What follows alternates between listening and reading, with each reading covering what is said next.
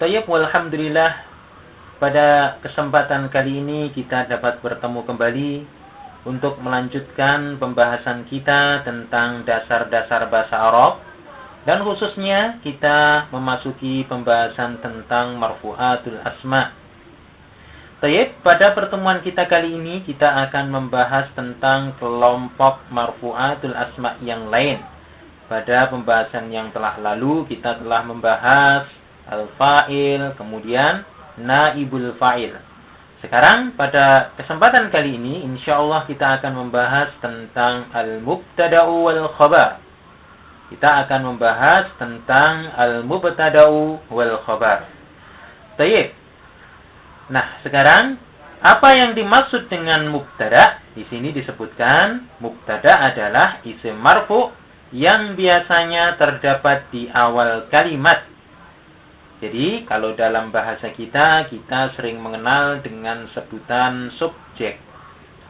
Jadi, mubtada atau subjek, dia adalah isim marfu' yang biasanya terdapat di awal kalimat.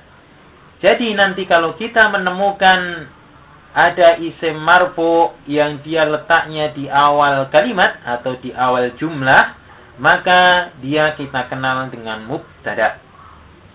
Sedangkan yang dimaksud dengan khobar adalah sesuatu yang dapat menyempurnakan makna mubtada'. Jadi, khobar itu adalah pelengkap dari mubtada'.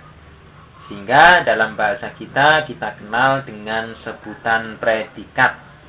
Baik, untuk memudahkan pembahasan kita lihat contohnya.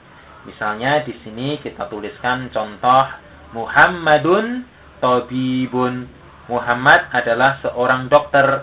Maka kita akan melihat di sini ada isim marfu yang dia letaknya di awal jumlah atau di awal kalimat, yaitu Muhammad. Muhammadun. Nah, karena dia letaknya di awal jumlah dan dia merupakan isim yang marfu, maka kita katakan Muhammad adalah sebagai mubtada'. Baik, kemudian seandainya kita katakan Muhammad saja, tentunya dia tidak menjadi suatu kalimat yang sempurna karena ini kata biasa. Sehingga mungkin kita perlu sesuatu yang menyempurnakan maknanya. Maka kita katakan tabibun adalah seorang dokter. Misalnya kita katakan Muhammad saja. Muhammad itu siapa? Maka kan nggak jelas. Maka kita perlu adanya penyempurna. Misalnya kita katakan Muhammadun tabibun. Muhammad adalah seorang dokter. Maka kalimat ini menjadi sempurna. Sehingga pendengarnya akan dapat memahami tentang konteks kalimat ini. Baik. Sekarang contoh yang kedua. Kita lihat di sini al-ustadzu maridun. Ustadz itu sakit. Di sini al-ustad dia juga merupakan isim marfu dan dia terletak di awal kalimat. Maka kita katakan al-ustad dia adalah sebagai mubtada'. Nah, dia juga disempurnakan maknanya oleh maridun, sakit. Oleh karena itu, maridun di sini dia sebagai khobar dari al-ustad.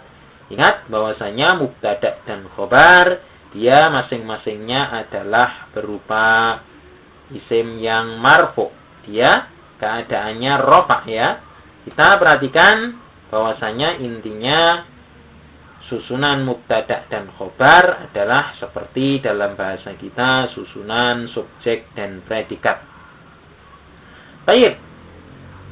Kemudian kita akan membahas tentang ketentuan-ketentuan mubtada' dan khobar. Jadi bahwasanya mubtada' dan khobar, keterkaitan antara mubtada' dan khobar itu mempunyai hukum-hukum, mempunyai ketentuan-ketentuan yang harus dipenuhi supaya susunannya menjadi benar. Baik, ketentuan yang pertama, bahwasanya mubtada' dan khobar merupakan isim-isim marfu. Jadi kalau misalnya dia mansub atau majrur, maka tidak kita katakan sebagai mubtada' ataupun khabar kalau dia merupakan suatu isim tertentu. Baik, misalnya kita sebutkan di sini al-waladu nasyitun. Kita katakan di sini al-walad dia marfu. Demikian pula nasyitun, dia juga marfu. Karena ciri rofaknya kita tahu dia dengan dhammah. Karena al-walad termasuk isim mufrad, nasyitun juga termasuk isim mufrad.